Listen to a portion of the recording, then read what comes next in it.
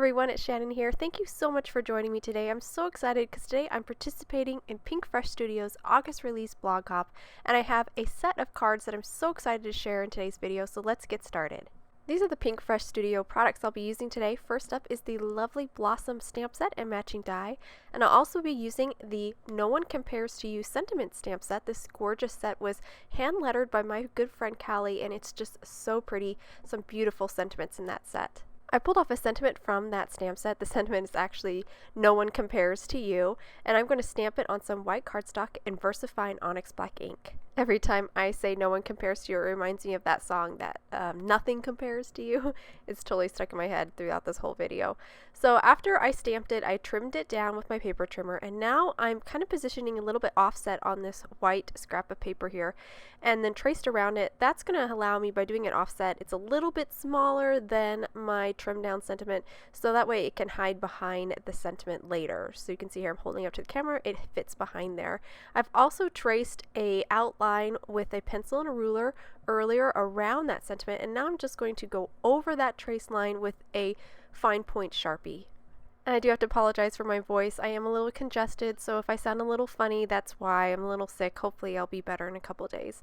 Once I traced it all out with the fine point Sharpie, I just erased the pencil lines. Now these are all the inks that I'm going to use to stamp the florals for this card. My top row is obviously my greens. I'm going to have a pair of greens for my leaves and stems. I'm actually going to use 3 pairs of greens. Each leaf is going to have 2 colors, and each stem is going to have like 2 colors. One of those 3 pairings. And then again, I have pairing of colors except for the yellow for my florals, and I'll go more over those colors that I use when I actually do stamp the images. I now have an A2 panel of white cardstock, and I'm strategically arranging all the dies from the Lovely Blossoms die set. I'm arranging them in such a way that each row is 1 pair of greens that I'm going to use. This is just going to make it easier when I do stamp these die cuts. I'm going to die cut all my images first and then stamp. So I've just put down some micropore tape to hold them in place, and then ran them through my die cutting machine, and now I'll just pop out the dies.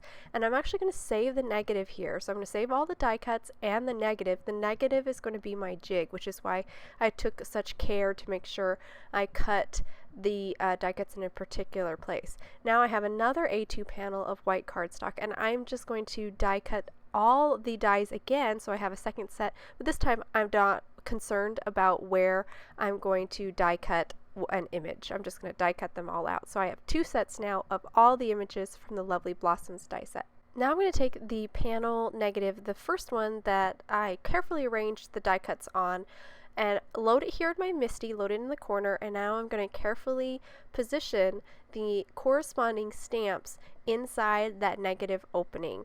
And I'm going to do it for all of the stamps except for the 2 flowers on the left. I'm going to do those later. I'm just going to focus on my greens right now because those flowers, there's no greenery on those 2 flowers on the left, so I'm not going to position those stamps quite yet. So I now have all the floral images that have like either a stem or a leaf, some part that's going to be green, positioned here in my MISTI. Now I'm going to pop the die cuts into my jig here. So you can see they pop right into the negative space, and that little jig will hold that die cut in place so I can stamp on it and make sure my alignment is perfect. I'm going to start with my first pairing for these top, and I am using Crushed Olive Distress Oxide, which is my light for this pair of greens. And I'm going to stamp it a couple times, so I just popped the leaves back into the negative, and I'm going to ink up my stamps again with the same color ink just to make sure I got good coverage on those die cuts. Once I have those stamped, I'll pull those out, and then I will grab the second set of exactly the same images, pop those into the jig now, and then stamp them again. So just repeat the process that I just did for the first, and again I'll stamp them a couple times just to make sure I have nice good coverage. Now I'm moving on to my next grouping of leaves. This grouping gets another pair of greens, and this time I'm starting with a Distress Oxide. This is Cracked Pistachio. Again, going to stamp them twice just to make sure I have good coverage, and after I stamp the first step, I'll stamp the second set as well.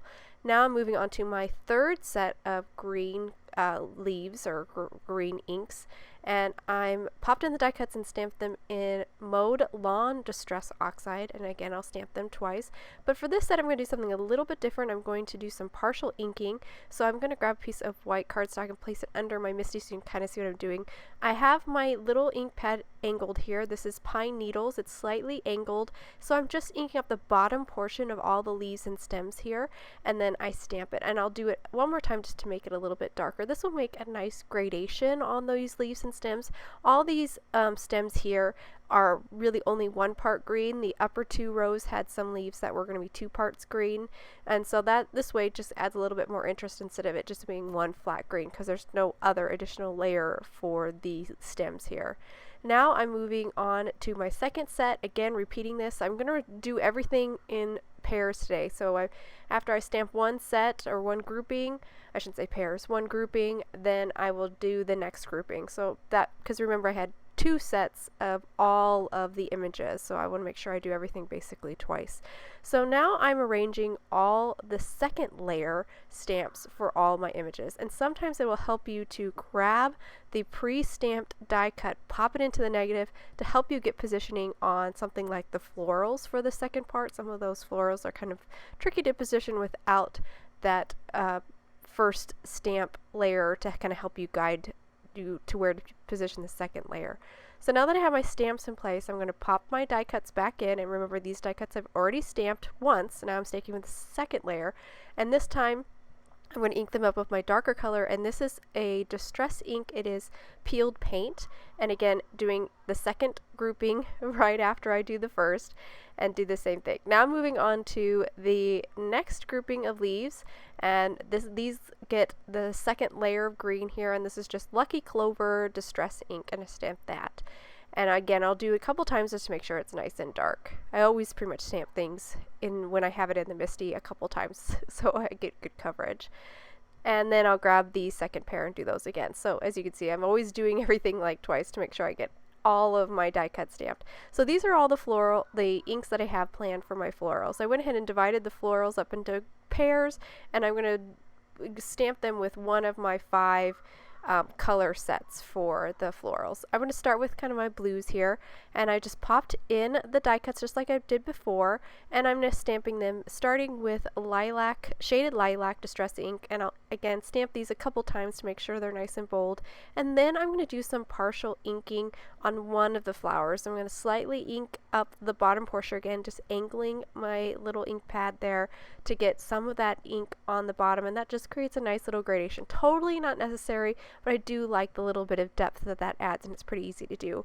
Now moving on to my next color for my flowers, and I'm starting with Abandoned Coral for these flowers, and I'm going to stamp that. I'm using Abandoned Coral Distress Oxide.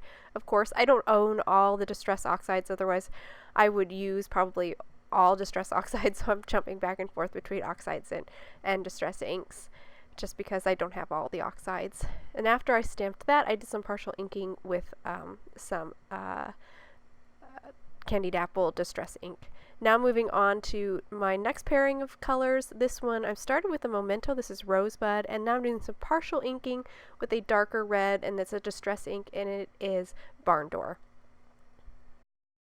Moving on to kind of a light pink. I only have one flower that I'm going to use my MISTI for. The other flower that I'm going to stamp in light pink, I'll hand stamp that, and you'll see me hand stamp some flowers at the very end. But I started with Spun Sugar, Distress Oxide, and then finished with some Worn Lipstick partial inking. Now I'm moving on to my very last flower, and I'm just going to use one yellow here. Just kept it simple and just used Mustard Seed Distress Oxide. So now I'm going to do some hand stamping, and I'm going to start with the light pink, and again I'm using the same inks that I used before for my light pink set, which is Spun Sugar Distress Oxide, and then some partial inking with Worn Lipstick Distress ink. And again, that partial inking just creates a nice gradation. And I'm not really worried about contaminating my distress ink because that Spun Sugar is lighter than Worn Lipstick, and it will all kind of, the Worn Lipstick will overpower or win out, and you won't see any of that lighter Spun Sugar. Now I'm moving on to my other florals, hand stamping here. That one was Blueprint Sketch, and now I'm hand stamping the center here with candied apple.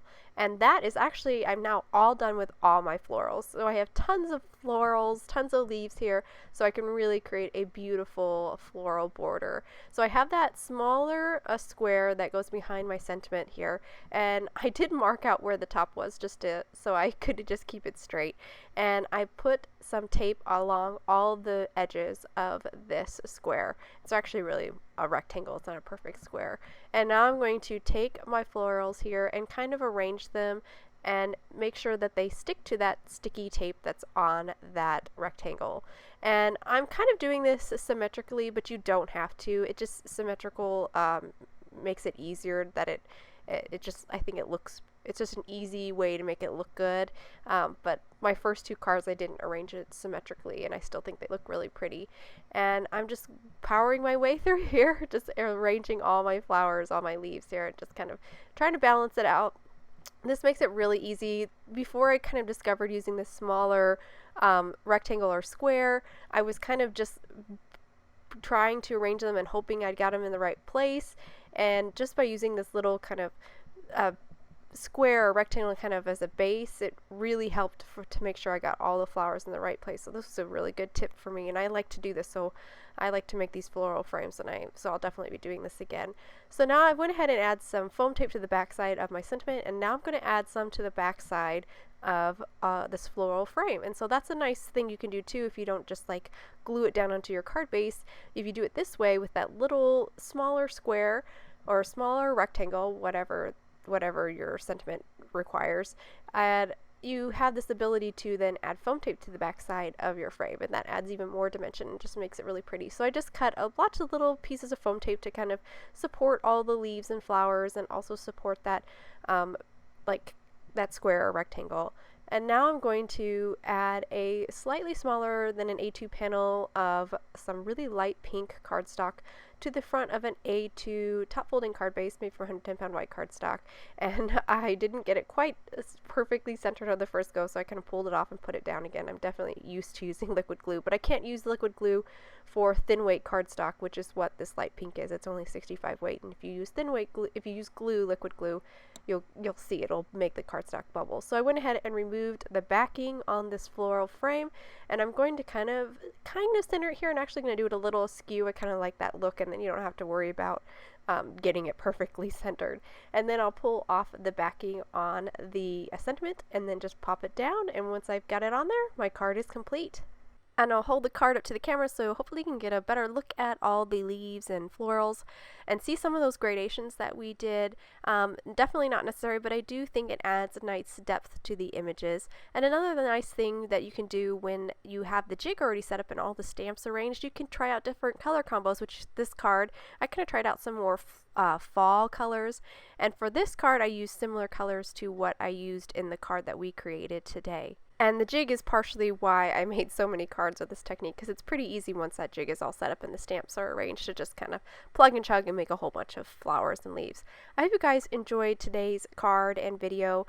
Thank you so much for watching, and if you want any more information on the products I use, please check out the description below. I have all the products I use linked down there. Thank you so much for watching, and have a wonderful day.